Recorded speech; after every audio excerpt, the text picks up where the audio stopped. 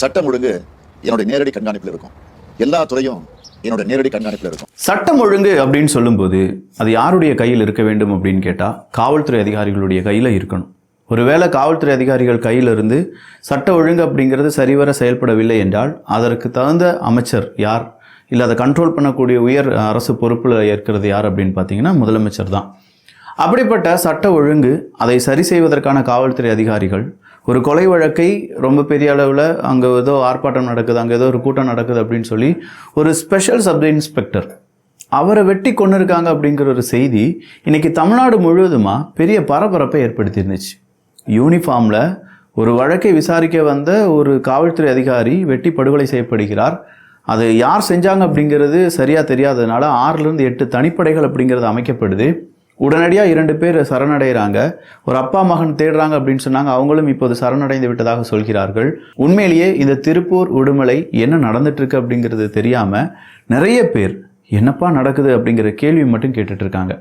இந்த கேள்விக்கு நடுவில் இப்போ ரோந்து நடவடிக்கையில் யார் போகணும் போகக்கூடாது அப்படிங்கிற ஒரு செய்தி வெளியாகி இருக்கிறது. நாம் கேட்கக்கூடிய கேள்வி சிம்பிளான ஒரு விஷயம்தான். காவல்துறை அதிகாரிகளே இப்படி பயப்படும் போது நாங்கள் எப்படி நடுரோட்டில் நடக்க முடியும்? இது ஆழமான அரசியல் சதுரங்கம்.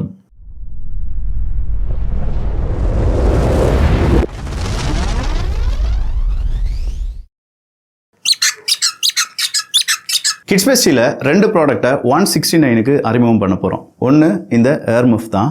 வேறு லெவலில் ஹை குவாலிட்டியாக இருக்கக்கூடிய இந்த ஏர்மஃப் 169. அதே மாதிரி நம்ம வீட்டு குழந்தைகள் ரொம்ப என்ஜாய் பண்ணக்கூடிய பபிள் கன் இருக்குது பார்த்தீங்களா, வித் ஒரு 300-250 ml இருக்கக்கூடிய சொல்யூஷன், அது கூடவே பேட்டரி ஆப்ரேட்டடாக இருக்கக்கூடிய 20+ ஹோல்ஸ் இருக்கக்கூடிய இந்த கன்னும் சேர்த்து 169 தான். ஸோ இது ஒரு காம்போ 169. இந்த இயர்மஃப் அப்படிங்கிறதும் 169. வேணுங்கிறவங்களுக்கான லிங்க் கீழே டிஸ்கிரிப்ஷனில் இருக்குது. கொஞ்சம் தான் குவான்டிட்டி இருக்குது, வேணுங்கிறவங்க வாங்கிக்கோங்க. இந்த காவல்துறை அதிகாரிகள் இல்லாட்டி காவல்துறை சார்ந்தவங்க இதனால் ஏற்படக்கூடிய பிரச்சனைகள் அப்படிங்கிறத சமீப காலத்தில் பெரிய அளவில் பார்த்துட்டு இருக்கோம். ஜஸ்டிஸ் ஃபார் அஜித்குமார் கேட்டோம். அதில் காவல்துறை அதிகாரிகள் தவறு செஞ்சுருந்தாங்க, கண்டிப்பாக அந்த காவல்துறை அதிகாரிகளுக்கு தண்டனை கிடைக்க வேண்டும் அப்படின்னு சொல்லியிருந்தோம். அடுத்ததாக கவின் அவர்களுடைய கொலை அப்படிங்கிறத நம்ம பார்த்தோம், ஆணவ கொலை. அந்த ஆணவ கொலைக்கு தகுந்த நீதி வேண்டும் அப்படின்னு சொல்லி நம்ம பார்த்தோம். அடுத்ததாக வரதட்சணை கொடுமை அப்படிங்கிறத நம்ம பார்த்தோம். இந்த மாதிரி பல சம்பவங்கள் நடந்துட்டு இருக்கக்கூடிய இந்த நேரத்தில் தான் ஒரு ஸ்பெஷல் SSI அப்படின்னு சொல்லக்கூடிய காவல்துறை அதிகாரி இன்று கொல்லப்பட்டிருக்கிறார் அப்படிங்கிற ஒரு செய்தியை எத்தனை பேரால் கிரகிக்க முடியுது? சத்தியமாக சொல்லப்போனால் இது காவல்துறை அதிகாரிகளுக்கே ஒரு சேஃபான இடம் இல்லையா அப்படிங்கிற ஒரு கேள்வி நமக்குள்ள உருவாக்குது இல்லை? அந்த கேள்விக்கான பதில் என்ன தெரியுமா? இதோ நான் வாசிக்கிறேன், எப்படி இருக்கு அந்த பதில் அப்படிங்கிறத பார்த்துக்கோங்க. ரோந்து பணியில் புதிய நடைமுறை. சென்னையில் இரவு ரோந்து பணியில் ஈடுபடும் காவல்துறையினருக்கு புதிய நடைமுறை. 45 வயது மேற்பட்டவர்கள், பெண் ஆய்வாளர்கள், உதவி ஆய்வாளர்கள், சிறப்பு உதவி ஆய்வாளர்கள், காவலர்களுக்கு விலக்கு. இரவு ரோந்து பணியில் பெண் காவலர்களை ஈடுபடுத்த வேண்டாம், சென்னை காவல்துறை உத்தரவு. இதை ஏன் இங்கே நான் கவனிக்கிறேன், இதை கவனித்து உங்ககிட்ட சொல்கிறேன் அப்படின்னா, பெண் காவல்துறை அதிகாரிகளுக்கு சிக்கல் இருக்கு. இரவு நேரம் நீங்கள் ரோந்து நடவடிக்கையில் ஈடுபட வேண்டாம். அதையும் தாண்டி 45 வயதுக்கு மேற்பட்ட காவல்துறை அதிகாரிகள் ரோந்து நடவடிக்கையில் ஈடுபட வேண்டாம். பெண் ஆய்வாளர்கள், உதவி ஆய்வாளர்கள், சிறப்பு உதவி ஆய்வாளர்கள் அப்படிங்கிறவங்களும் ரோந்து நடவடிக்கையில் ஈடுபட வேண்டாம் அப்படின்னு சொல்லியிருக்காங்க. இந்த இடத்துல காவல்துறை அதிகாரிகள் இன்னைக்கு இன்னொரு பெண் அதிகாரி பேசியிருக்காங்க. ரோந்து நடவடிக்கையெல்லாம் நீங்கள் போகிறீங்க, இல்லாட்டி மக்களை காக்கக்கூடிய வேலைகள் இருக்கீங்கன்னா கை துப்பாக்கி வச்சுக்கோங்க, துப்பாக்கி நமக்கு எப்பவுமே ஒரு பக்கபலமாக இருக்கட்டும் அப்படின்னு சொல்கிறாங்க. சார், அப்படின்னா இங்கே என்ன நடந்துட்டு இருக்கு? துப்பாக்கியுடன் தான் காவல்துறை அதிகாரிகள் மக்களுக்கு பாதுகாப்பு கொடுக்க முடியும் அப்படிங்கிற ஒரு நிலைமை இருக்கும் பட்சத்தில் சட்ட ஒழுங்கினுடைய கேள்வி என்ன? சட்ட ஒழுங்கு இருக்கா இல்லையா அப்படிங்கிற கேள்வியுடன் அண்ணாமலை உட்பட பல நபர்களும் இதற்கான ட்வீட் அப்படிங்கிறத கேட்டிருக்காங்க. நிறைய நேரங்களில் சட்ட ஒழுங்கை பற்றி பேசக்கூடிய நாம காவல்துறை அதிகாரிகளே, நம்மை பாதுகாக்க வேண்டிய காவல்துறை அதிகாரிகளே இந்த அளவுக்கு ஒரு கெடுபிடி இல்லாட்டி இந்த அளவுக்கு ஒரு ரெஸ்ட்ரிக்ஷன் பெண் காவல்துறை அதிகாரிகளுக்கெல்லாம் கொடுத்துருக்காங்க அப்படின்னா நம்ம வீட்டு பெண்கள் சர்வசாதாரணமாக நடக்க முடியுமா அப்படிங்கிற கேள்வியை நாம் இங்கே கேட்டுக்கலாம். ஸோ இந்த கேள்வி உதயமானதற்கு காரணமே சென்னை காவல்துறை அதிகாரிகளுடைய இந்த ஒரு ஸ்டேட்மெண்ட் தான். இதை வெளியிட்டு இருக்கக்கூடிய ஊடகம் தான். சரி, அடுத்ததாக ஸ்டாலின் அப்படிங்கிற ஒரு பெயர் வைக்கலாமா வேண்டாமா? நீ என்னப்பா உயர் நீதிமன்றத்துக்கு போயிருக்க, நாங்கள் உச்ச நீதிமன்றத்துக்கே போவோம் அப்படின்னு சொல்லி டிஎம்கே உச்ச நீதிமன்றத்துக்கு போகிறாங்க. டிஎம்கே மட்டுமில்லை, ஆளும் கட்சி அவங்களுடைய வழக்கறிஞர்கள் அவங்களுடைய சார்பாக பலவிதமான வழக்குகள், விசாரணைகள் அப்படிங்கிறதெல்லாம் செய்யப்படுது. அதில் இப்போ தமிழ்நாடு அரசாங்கம், டிஎம்கே அரசாங்கம், ஸ்டாலின் அவர்களுக்கு ஆதரவான ஒரு தீர்ப்பு அப்படிங்கிறது வந்திருக்கு.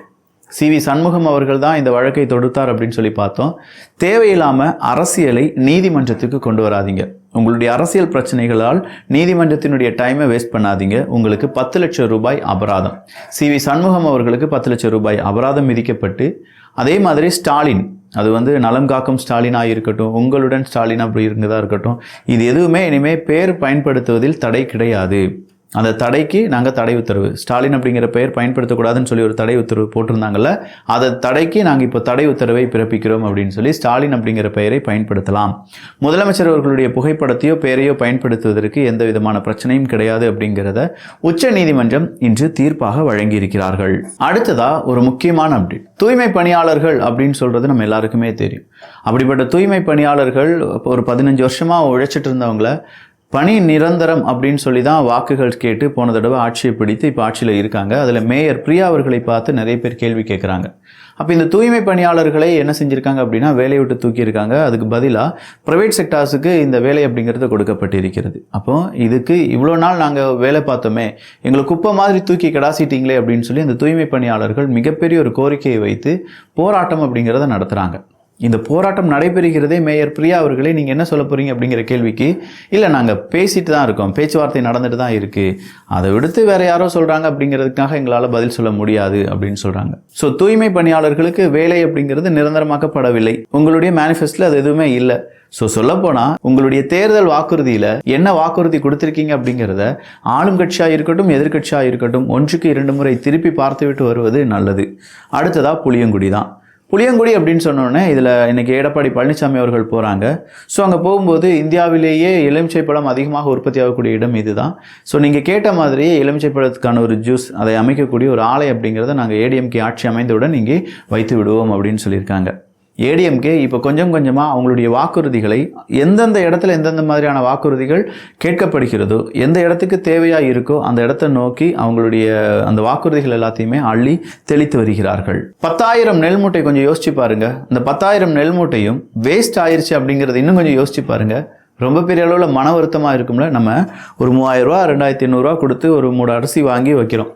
அந்த அரிசி வாங்கி வைக்கிற இடத்துல திடீர்னு மழை வந்து அந்த மூட அரிசி அப்படிங்கிறது நனைஞ்சிருச்சு. அதன் பிறகு அந்த அரிசியை கோழிக்கு தான் போட முடியும். அது ஒரு கொஞ்சம் நாட்களுக்கு தான், வேறு எதுவுமே செய்ய முடியாது. அப்படி நம்ம பணம் கொடுத்து வாங்கின ஒரே ஒரு சாக்கு அரிசி மட்டுமே மழையில் நனைந்து விட்டது என்றால் அவ்வளவு கஷ்டப்படக்கூடிய நாம் விவசாயிகளுடைய 10,000 நெல் மூட்டை மழையில் நனைந்து விட்டது அப்படின்னு சொல்லி அடுத்ததாக என்ன செய்கிறதுங்கிறது தெரியாமல் நாங்கள் அலைந்து கொண்டிருக்கிறோம் அப்படிங்கிற அந்த கோரிக்கையுடன் விவசாயிகள் வைக்கக்கூடிய போராட்டம் மிக பெருசு. அந்த போராட்டம்லாம் மனிதகுல வரலாற்றுக்கே எதிரானது. ஏன்னா விவசாயிகள் இல்லை அப்படின்னா இங்கே நாம் என்ன, ஒன்றுமே கிடையாது. அப்படிப்பட்ட விவசாயிகளுடைய நெல் இங்கே மழை நீரால் பாதிக்கப்பட்டிருக்கிறது. சரியான கொள்முதல், அந்த கொள்முதலுக்கு ஏற்ற மாதிரியான கோடவுன்ஸ், இந்த செட்டப் எதுவுமே இல்லாமல் எங்களுடைய நெல் மூட்டை எல்லாமே வீணாகி விட்டதே அப்படின்னு சொல்லி விவசாயிகள் வாயிலையும் வயிற்றுலையும் அடித்து அழுதுக்கிறாங்க. என்ன இந்த விவசாயிகளுடைய குரல் யாருக்காவது கேட்க போகிறதா என்ன? ஒன்றுமே நடக்க போகிறது கிடையாது. 10,000 நெல் மூட்டைகள் அப்படிங்கிறதுலாம் சாதாரண விஷயம் கிடையாது. பட் லாஸ் அப்படிங்கிறது விவசாயிகளுக்கு தானே. விவசாயிகளுக்காக யார் இனி குரல் கொடுப்பார்கள் அப்படிங்கிறதுலாம் பொறுத்திருந்து பார்க்கலாம். CV சண்முகம் அவர்களுக்கு 10 லட்சம் ரூபாய் அபராதம் அப்படின்னு சொல்லி நம்ம பார்த்தோம் பார்த்தீங்களா. அதற்கு ஏடிஎம்கே இன்னைக்கு ஒரு ட்வீட் போட்டிருக்காங்க. 10 லட்சம் அபராதம் போட்டதுக்கே இந்த கதரும் திமுக கைகள். ஸ்டாலின் அரசின் கையாளகத்தனத்தால் கல்வித்துறை சார்ந்த வழக்குகளில் மட்டும் அரசுக்கு 1100 கோடி, நீதிமன்றங்களில் ஆஜராகும் அறிவாலய அரசு வழக்கறிஞர்களின் தவறான செயல்பாடுகளால் மற்ற துறைகளில் எத்தனை கோடி போயிருக்குமோ தெரியல அப்படின்னு சொல்லி கேட்குறாங்க. 1100 கோடி இப்போதும் தமிழ்நாடு அரசாங்கம் நீதிமன்றத்துக்கு கொடுத்தாக வேண்டும் அப்படிங்கிற ஒரு தீர்ப்பு இருக்கான். அடுத்ததான் என்ன நடக்க போதே தெரியல அப்படிங்கிறது ஒரு செய்தியாக வெளியிட்டிருக்கிறார்கள். கின்னஸ் பேர்ல எழுதுங்கடா. குலுங்கியது வாசுதேவ நல்லூர். 3.7 கிலோமீட்டர் மனித தலை மட்டுமே வாசுதேவ நல்லூர் முழுக்க தெரிந்தது. எடப்பாடி பழனிசாமி அவர்களுடைய அந்த சொற்பொழிவை கேட்பதற்கு தான் அப்படின்னு சொல்கிறாங்க. நாளைக்கு எடப்பாடி பழனிசாமி அவர்கள் பங்கு பெற வேண்டியிருந்த அனைத்து நிகழ்வுகளும் ரத்து செய்யப்பட்டு விட்டது. காரணம் என்னென்னா த்ரோட் பெயினாக இருக்குது, பாடி ரொம்ப டயர்டாக இருக்குது அப்படின்னு சொல்லி எடப்பாடி பழனிசாமி அவர்கள் கேட்டிருக்காங்க. அன்புமணி ராமதாஸ் அவர்களுடைய பிரச்சனை நாளுக்கு நாள் அதிகமாயிட்டே இருக்குது என்பதும் குறிப்பிடத்தக்கது. ஸோ நிறைய செய்திகள் பார்த்துருக்கோம். இந்த செய்திகள் பற்றி உங்களுடைய கருத்துக்கள் இங்கே வரவேற்கப்படுகின்றன. நான் முதலே சொன்ன மாதிரி இந்த ஏர்மஃப் மற்றும் இந்த பபிள் கன் 169க்கு கிடைக்கும் ஒவ்வொன்றும். ஸோ வேணுங்கிறவங்களுக்கான லிங்க் கீழே டெஸ்கிரிப்ஷனில் இருக்குது, வாங்கிக்கோங்க. எல்லோரும் அரசியல் சதுரங்கத்தில் இணைந்திருங்கள். நல்லதை பகிர்ந்து நல்ல சமுதாயத்தை உருவாக்குவோம். நன்றி, வணக்கம்.